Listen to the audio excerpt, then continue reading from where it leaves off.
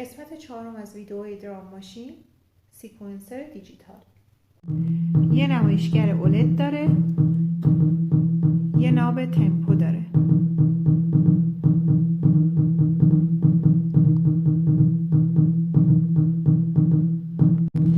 نحوه سیکونسش خیلی جالبه. یک ناب های بایت داره، یک ناب لو بایت. شما میتونید بیش از 65 کی ریتم مختلف رو باش انتخاب